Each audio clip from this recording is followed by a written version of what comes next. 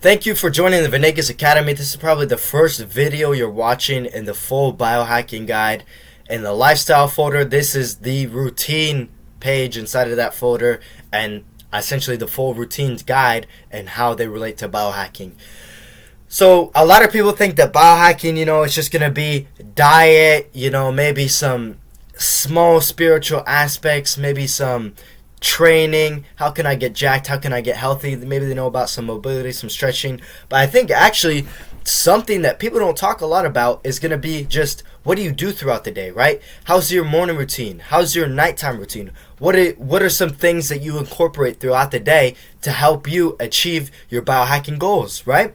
So what is routine? A routine is just a set of actions that you do at a certain time. Either that's a daily routine that you have. You kind of go through some steps throughout the day, and then there's morning and night routines, right? So the morning routine is going to be immediately after you wake up. Or I understand that some of you guys coming here, not specifically for the biohacking, but for the entrepreneurship, things of this nature, how to make money online. So you come in here and you, as soon as you wake up, you just instantly hop on your computer and you work.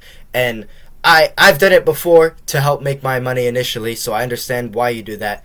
But from a biohacking perspective, doing the things that I say in the morning are going to be the most healthy. But I understand that maybe you work in the morning on your computer as soon as you wake up on an online business, then you go outside and do your morning routine. That's not as optimal, but I understand at least you're still getting out there and doing some good things. Nighttime routine. I also like to call this the wind down routine because it's what you do before you go to bed to help you sleep most of the time. So I'll get into that. So without further ado, let's just get into what a good morning routine looks like, right? So before we get into that, though, the first note that I have here is like circadian rhythm. So what is your circadian rhythm? Your circadian rhythm is like your body's internal biological clock. So it sets certain things off, like anything that you can think of. Your hormones throughout the day. Your timing of even when certain digestive enzymes start breaking down in the stomach in preparation for food. When you get hungry. When you get full even. Everything that you sort of do throughout the day, waking up, alertness, how you get tired, how you get sleepy. Basically everything that your body sort of does gets regulated by the circadian rhythm. So like the internal biological clock that tells your body when to do certain things. Anything that you can think of, basically, circadian rhythm is probably tied to it in some way or another.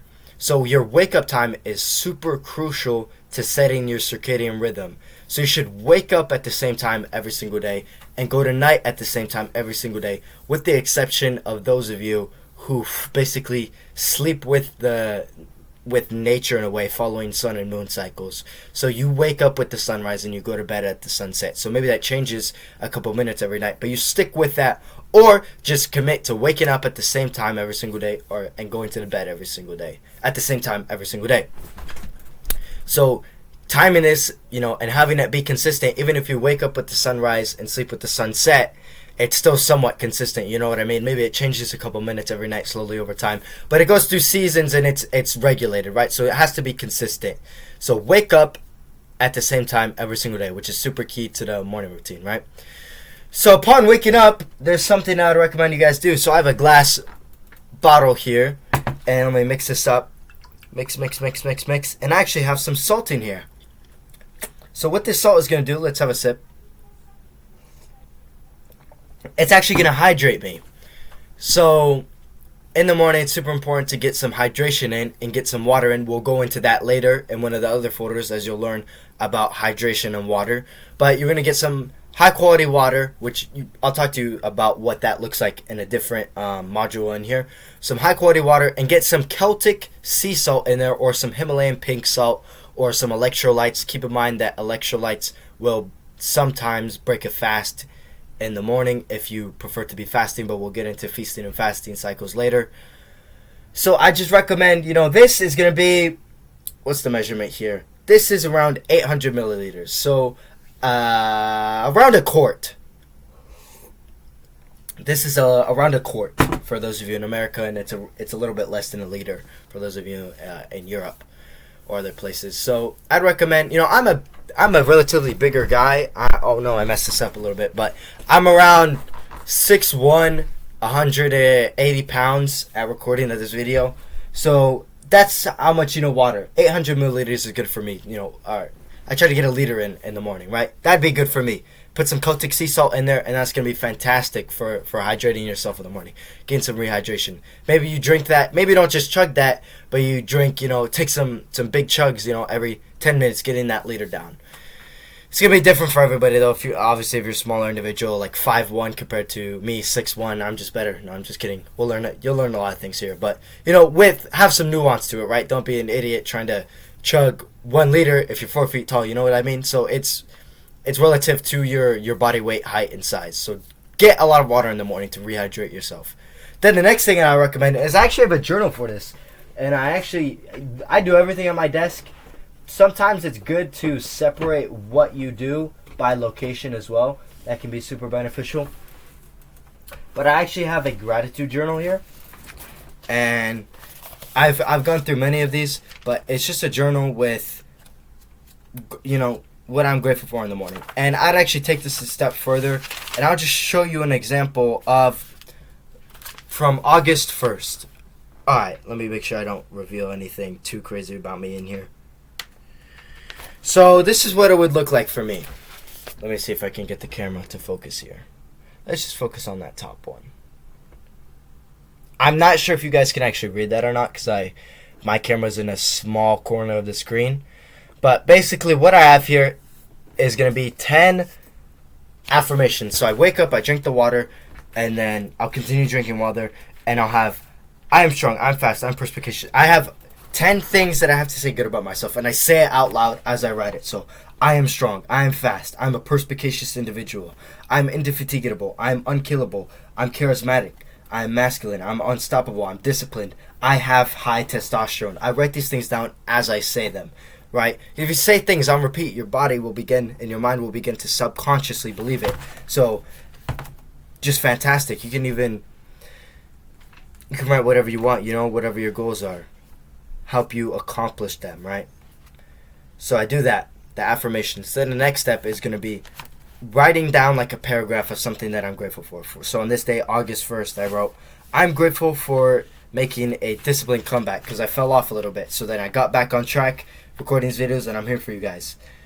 I've made more progress. I've trained harder in the gym. I'm proud of myself a little bit here for doing that, and I'm grateful for this. Getting back on track, and I'm grateful for that. That's kind of a bad example, just writing that you're grateful for yourself. But I'll write anything. You know what I mean? I'm grateful for this desk. I'm grateful for this journal. I'm grateful for this camera. I'm grateful for this keyboard. I'm grateful for this mouse. I'm grateful for this mouse pad. I'm grateful for this water. I'm grateful for the glass container of the water. I'm grateful for the salt in the water. I'm grateful for the tape. I'm grateful for the tape holder. I'm grateful. You know what I mean? It is say things that you're grateful for and be grateful for them and write them down as soon as you wake up every single morning. Then the next thing I think is super important is prayer. We should all pray in the morning. So praying to Creator, set the day up. That's one of the most fantastic things you can do. Is after you've done your gratitude journaling, is just calm down, thank God again for whatever you wrote, and just praying to Him for a little bit. Set the morning off right. Fantastic. The next thing that I think I don't see a lot of people talk about this, but it's Wim Hof breathing technique. So you can go search up his videos on YouTube, and then as you get more advanced, you could sort of tweak it a little bit, and you won't need the videos. But Wim Hof breathing is basically going to be when you're lying down or sitting relaxed. So I'd be more like set back. I wouldn't be. I guess maybe you could even do it like good posture, sitting here. But you want to sit back, and we can even do a little bit of it right now, just as an actionable step, so you know what it is next morning when you decide to do this morning routine. Hopefully. So you're gonna take deep breaths through the mouth, not through the nose. You're gonna do deep breaths in through the mouth, and you're gonna, as you breathe, expand your lower stomach until it comes up. Everything comes up, and then breathe so deep that your balls move. This is a key thing here. You want to if you were literally naked and you were looking down, you want to breathe so deep that you literally see your testicles moving. That's a good sign that you're breathing deeply throughout your whole body. So you want to go lower, breathing through the lower stomach, right? The diaphragm breathing low, your stomach expands, then your chest expands, and then your balls expand because of how deep you're breathing. So that's a good way to breathe. But I understand this can be fast paced, so you won't be able to get those super deep breaths. But you're still taking, quick quick deep breaths. So you'll see what it looks like. Inhale, exhale for 30 to 40 breaths, or whatever the video says online that he has. I believe it's called Wim Hof breathing technique, something like that. Search it up. It's by him, and he has the breathing technique on there, and you can just go through it and watch it. But let's do it actionably right now. So it's 30 inhales, 30 exhales. They're going to hold your breath for as long as you can while you're like this, having breathed out. Hold for as long as you can. Then breathe in for 15 to 30 seconds, depending on how long you held your breath for. Breathe in for 15 to 30 seconds. Exhale, and then repeat the process. So if we quickly do it, we can quickly do a quick round here. Do it with me, bro.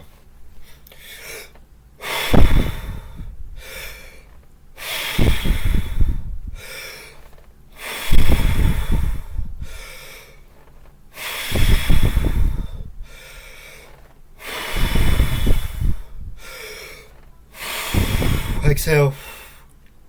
Hold.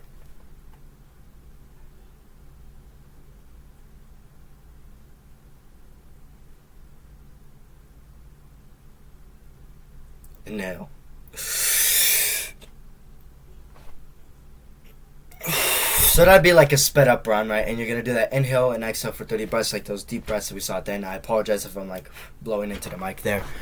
So, and also the next thing is gonna be morning light exposure. So the next thing is getting bright light into your eyes. So with the lights that you have on your phone or around you or whatever lights you got, those are sort of the, how do I word this? They're not effective in the morning, but they're bad for you at night. So the blue light that a lot of these things emit and the flicker in the lights, it can keep you awake at night and prevent you from going to sleep because there's still a small amount of light to where your body's not really I apologize, I had a yawn. But all these lights, they sort of hit your retina and they keep you awake, so you can't really sleep that well at night. But they're not really bright enough to really wake you up in the morning. So that's why it's super important to get outside when there's sunlight as soon as you wake up and get that bright sunlight as soon as you can upon waking up. What if you wake up before the sun is out? Try to turn on the bright lights that you can. There's some, I think there's actually like a photography light that you can get if you live in an area where it's like unfeasible for you to get this bright morning light. There's I think a photography light that gets super bright that you can be in a room with, and it will help somewhat replicate that morning sunlight. Not as effective as actually getting sunlight, but better than nothing, right? But don't get that to replace going outside and getting sunlight. Only do that if that's only if there's a big gap between light and waking up, or potentially you live in an area where there's not light. Then I would recommend getting one of these very bright photography cameras. How about this? Once I find out what it is, I'll put it in the link of the notes that I have on the school. So getting out and getting that bright sunlight in the morning is super crucial for setting your circadian rhythm and really setting up that light that gets into your eyes, because the actual chemical process that's going on is your eyes are actually part of the brain. So to process light and to process everything, light rays physically get into your eye, and also you get vitamin D from this as well, from getting vitamin D from the sunlight, and also getting sunlight into your eyes, and especially at the sunrise, because as the sun rises, it releases certain types of lights that we can't really see. You know what I mean? If you've ever seen light, I think it's technically like a rainbow. So when the sun is rising, it's releasing different light frequency. So it's technically a different color of light in the morning than at night. So these light frequencies, different colors of light that we can't really distinguish from. Obviously sunrises you can tell that's a sunrise. It turns red or orange or whatever. But there's lots of different lights that are coming into our eyes that are super crucial, especially in the morning. And not just the sunrise if you miss the sunrise, but when the sun is rising, it's in a lower solar angle, right? So getting that low solar angle light in the morning is going to be super critical. Because if you wake up, let's say at noon, and you get the high solar light, it's still better than getting no light, right? But it's going to not as good for your body as if you can get that low solar angle. So it's super critical to get the, maybe not at sunrise if you can't, but getting that low solar angle into your eyes for at least 5 minutes, getting out there. So what I would actually recommend is do the Wim Hof breathing technique outside, getting that sunlight. But what if you live in the UK or Oregon or an area where it's like there's not sun outside, you know what I mean? It's cloudy. If we took you and we had something to literally measure light code, I believe it's UV flux or UV light. Like literally measure how much light there is. If we took it into a room, maybe it'd be 500, 100, you know what I mean? Maybe 1,000 in a really bright room. We put it next to our phone, it's gonna be, not gonna exceed 1,000. But we get outside on a cloudy day, that's gonna be like, 10,000. It's gonna be a lot more light, even though it's a cloudy day outside. As long as you can see outside, that means there's still light and it's still actually really bright for your eyes. So getting that, even if there's not like sun like during the summer or during a brighter, more tropical area, still, even if it's a cloudy day, getting that sunlight is still going to be important. Maybe you should be out longer if it's a cloudier day than a sunnier day, but still getting outside, getting that sunlight is going to be super beneficial for you. So getting that morning light exposure is super critical. Getting those UV lights, it's not going to be the same as if you're inside. Then what I recommend is after you do this Wim Hof breathing, preferably outside, with your socks and shoes off, so you can also be grounding, which is something we'll talk about later. Getting that, skin on the ground, in the grass or whatever, is going to be super beneficial as well. I'd recommend you do some morning movements, some not super deep stretching routines, not hypertrophy training, okay? But, some light movements to get your body, ready for the day. Some light movements, you know what I mean? Some training that's not very intense, maybe 5 to 10 minutes. 5 to 20 minutes, however long you want to take this. Some stretching, some light stretching, not really like your stretch training, but some lighter stretching, some shadow boxing, maybe you can jump some rope, not very intense, but while you're in this morning fasted state, it's going to wake up your body and raise your internal body temperature, which in turn is going to help set your circadian rhythm and wake you up, getting this increase in temperature by way of exercising. So, some light stretching, some shadow boxing, some movement, a little, maybe some weights, moving the weights around, warming your body up and, just getting a little bit warm, maybe a little bit sweaty could be super beneficial here. Then after that, you can, a lot of people either eat after this, but my personal recommendation is to get into the cold shower after this. So, or the ice bath or cold exposure after this is going to be super beneficial. So you've done the morning routine, and the next thing that can help increase your internal body temperature is cold exposure. So whether you take a shower and then for the last minute or so, it's on the coldest setting. You know what I mean? So getting cold water on you can be super beneficial to increasing your internal body temperature. Because the cold water hits your skin, apart from the palms, upper forehead region and the palms of your feet, the soles of your feet. Those areas are a little bit different than this. But if you get cold water touching your skin for a prolonged period of time, let's say a minute or so, minute to 2 minutes, right? Or even if it just is poured on you for a little bit, that's going to make your internal body temperature heat up to counteract the cold water on you. The palms and the soles of your feet and even the upper forehead are a little bit different. If you put cold water on them or something cold, it can kind of cool your body down. A little bit different, and we'll get into that for the night routine.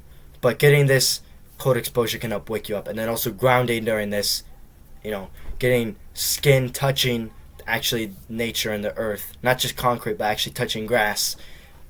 There's something where we'll get more into this later, but there's a transmission of electrons from your body to the actual grass and the earth that sort of takes away some bad electrons and gives you some good ones, if that makes sense. So it sort of heals you. Next thing, what should you be doing throughout the day? So you need to be doing some stretching. I believe in stretching, maybe you take some time off, recovery, treat it like hypertrophy training, but stretching every single day is super beneficial. Or, getting on a stretching schedule where you're stretching almost like a workout routine, right? Because maybe your body needs some time to adapt to the new stretching that you're doing so it can actually get more flexible. But having a stretching routine is going to be super key in becoming more flexible and becoming a more biohacked individual. So I think stretching is super, super important. So throughout the day, have a dedicated time where you're stretching. Usually that's at the night routine, which I'll get into why you should do it at the night later. But the stretching is super, super important, super beneficial to you, and I recommend all of you get on that stretching routine. The next thing is recovery. So not every day you do recovery, right? But the cold exposure is going to be good for recovery. You can do foam rolling.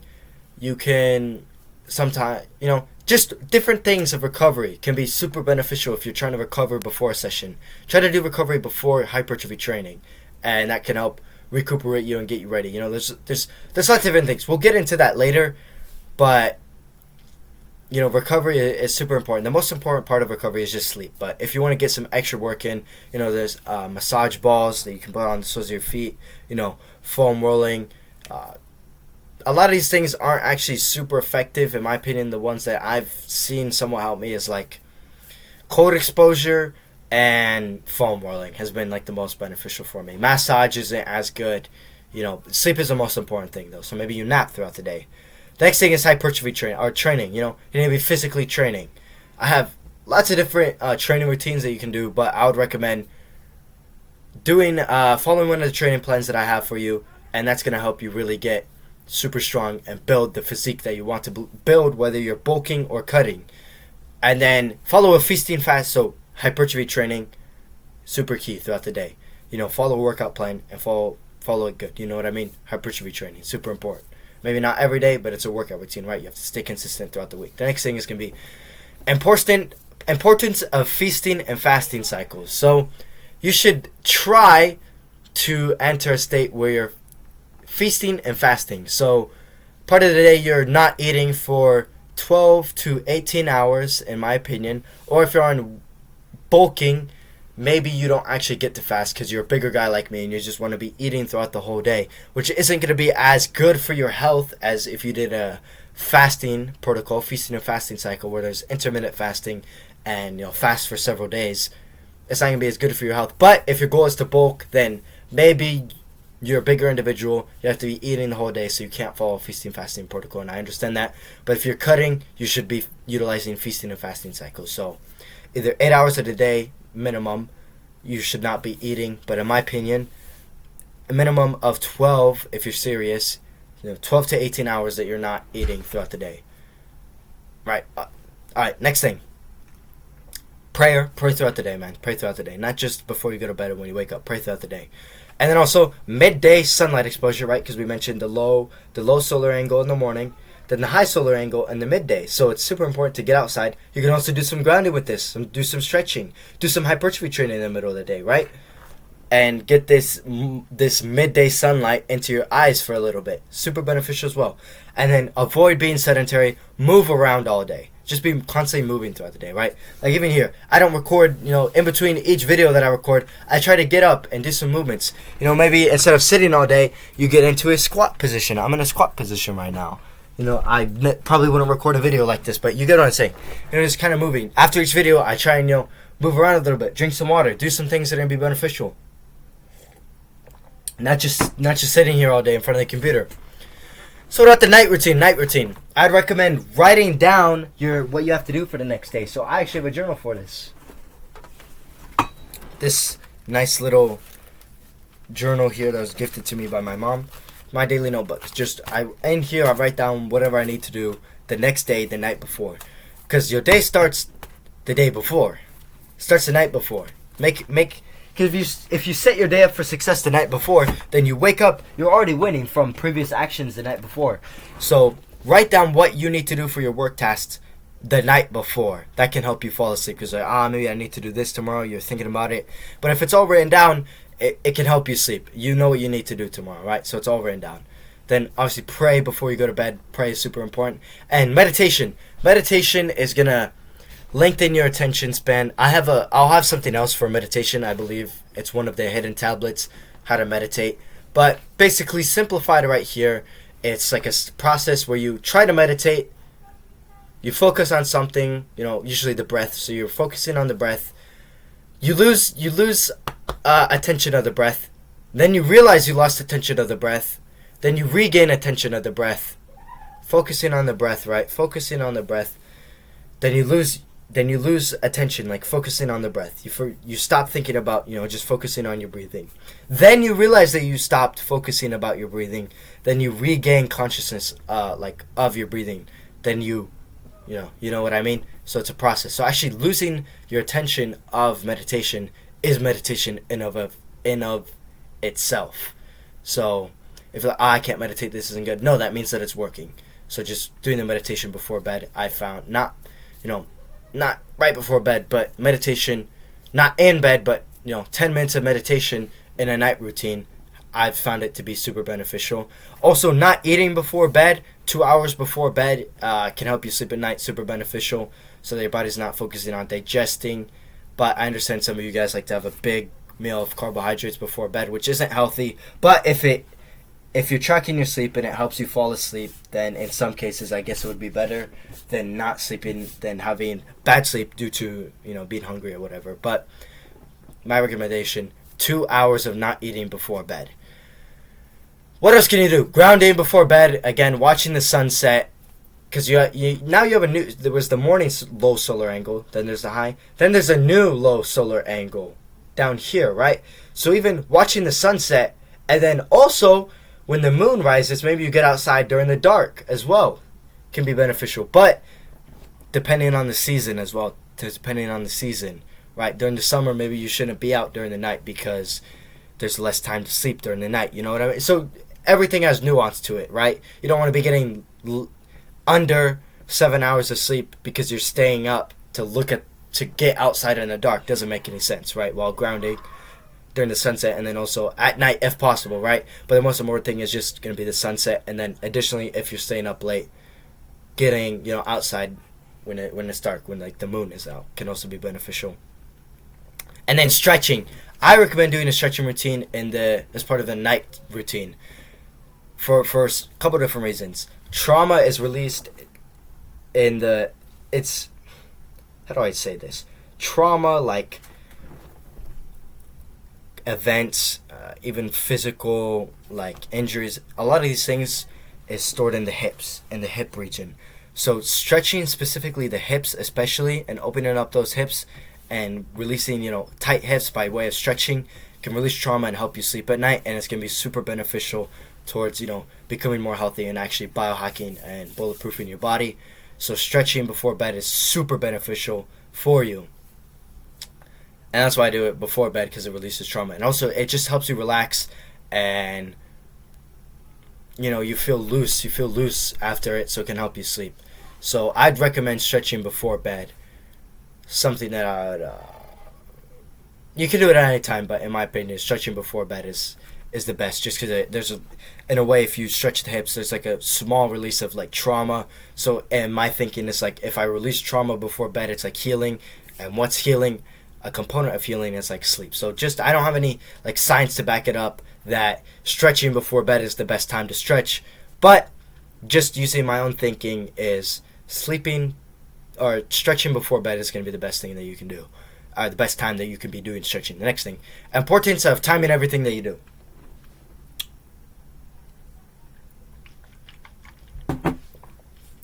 So seeing the sunset and even seeing the moon, if possible, is going to be super good for you. Training at different times. Maybe there's a full moon, so you want to train under the full moon, because the moon is going to give you energy for your training session to mix it up a little bit. But if you train at the same time every day, your body's going to prepare for that and have increased cognitive capabilities at the time that you do your hypertrophy training every day. But on the days that you don't do the hypertrophy training, at that time you're going to have increased cognitive abilities. So you can, instead of training, you can work instead, and it's going to give you increased focus in that department. Just something to keep in mind. So everything that you do is set to your circadian rhythm, right? So also what time that you eat is going to set your circadian rhythm, right? Because your body's going to get hungry at a certain time and get ready. So feasting and fasting protocol, if you eat at the same time every day, same meals at the same time every day, your body's going to get ready for that. So sometimes it can be good to, set up and give your body a schedule, but you don't want to maintain that for too long because it gets into a rhythm, right? We're creatures of habit. So sometimes you need to shock the body. maybe you eat 30 minutes earlier or 30 minutes later than you normally do, right? You're constantly switching it up. You know what I mean? You're not staying in a cycle, the same for prolonged periods of time. You have to mix it up. You have to operate in cycles. You have to switch it up. You know what I mean? So shock the body to develop it. It can't, it tries to get into habits and stay the same. But if we can switch it up and give it new stimuluses and, constantly keep it guessing, sometimes this can be good. You know what I mean? Sometimes, normally your body is used to training after work at 5:30 p.m. But maybe you train, let's say you're following a 6-day-a-week training schedule, right? But then the 7th day, it gets ready to do some training. So you can, instead of training, you can utilize that same time at 5:30 for increased cognitive benefits and smash some work and get it done. Or maybe it's used to training at 5:30, but one of the days you don't train at 5:30, and instead maybe you don't even do work at that time. So you shock the body. It's like, why aren't we doing anything at this time? We're just chilling, right? And instead, because it's a full moon, you do some moon cycle training and you train at the night under the full moon to give you some energy. So you can constantly switch it up and, change how you do things. So also, this is not related. We're kind of done with the routine part, but also just keep in mind, everything is connected, right? How you do one thing is how you do everything. How you treat one person is how you treat everything, right? So you can't be half-assing, your health journey. You actually have to focus and lock in and take everything seriously. So every little thing, the sunlight exposure, the grounding, getting something, all these things are super important, right? So how you do one thing is how you do everything. So don't half-ass this biohacking journey. You can't accidentally become successful. And the same thing applies here. You can't accidentally, just watch the videos and not actually apply any of the things and, just expect to become a super healthy, superhuman. It doesn't work like that. And live every moment. Don't just go through the movements. You know what I mean? Take the stretching seriously. Take the breathing seriously. Chew food thoroughly. Just focus on the food. Focus on what you're doing, right? Live every moment. Don't just be going through the movements. You have to be intentional about everything. Everything is about intention here. In your training, you have to focus on the muscle. You come here, you feel the contraction. You know what I mean? Everything has to be super intentional. Everything has to be intentional. I keep on saying it because it's so important. You can't be, kind of in the middle or doing whatever. Everything has to be super intentional here, and you have to be locked in on what you're doing. It has to be focused and locked in and intentional about everything. Even when you eat food, just eat the food without screens, even without podcasts, even without watching my videos. Just eating the food, focusing on chewing the food. Everything has to be intentional, right? How you do one thing is how you do everything. So if you really focus on every little thing, these little things are going to add up, right? Not just in how you look, but how you feel. How the body is reacting. You're going to be more healthy. How you do one thing is how you do everything. Think as you please. Just understand that how you think affects everything, right? So I understand that some of you guys are going through cycles where maybe you're joining this because of a traumatic event, maybe because of breakup, whatever, right? But you have a reason that you're here. So maybe you don't want to be in a high vibrational frequency where, constantly positively thinking. But understand that however you're thinking and whatever cycle you're in, right? If you're in a particular cycle where you're somewhat heartbroken, you're somewhat depressed, you're somewhat sad, it's fine to be in these stages, but understand that that stage is gonna bring about certain effects, right? You're gonna be in a lower vibrational frequency, which sometimes can be beneficial and help you. But just understand that what each, vibrational frequency and, thinking pattern, that's going to affect your health. And, maybe it's bad for your health, but it's good for your work because you're depressed, so it allows you to work better. You know what I mean? So understand that each way that you think and, how you're operating in here is going to also affect the body and affect everything. Maybe something happened and you're constantly angry, so you're just angry all the time, and that helps you work and helps you get things done and accomplish things. It'll push you towards your biohacking journey. But if you guys don't want to be like that and you just want to be, chill, I'd recommend, positive thinking. Know what I mean? Be optimistic. Be, constantly trying to learn. Be excited for this journey. If you don't want to be happy, you don't have to be happy. But if you're not, deliberately, intentionally, everything's with intention. If you're not intentionally living in an angry cycle or living in a more depressed cycle to, help you achieve a certain goal that you have, maybe with your physique, it helps you train harder, then I would recommend, just be in a positive, thinking, positive, because the negative thoughts, sometimes they don't help us. Maybe you're constantly angry and that helps you. Okay, for a short period of time, but not for prolonged periods of time. You know what I mean? If you see people who are negative for 5 years in a row, that's not good, man. You know what I mean? So understand that positive thinking is going to help you be more positive. And I'll have a hidden tablet on this, I'm sure, about, thinking and different vibrational frequencies and how they affect you. But just understand that you're thinking. You don't have to be happy, but understand that each way of thinking has its pros, its cons, and its consequences. So just keep that in mind. First video, it's a little bit longer. I don't think the other videos will be 35 minutes long, but here's the video. Hopefully it helped you. Next one is going to be about social circle.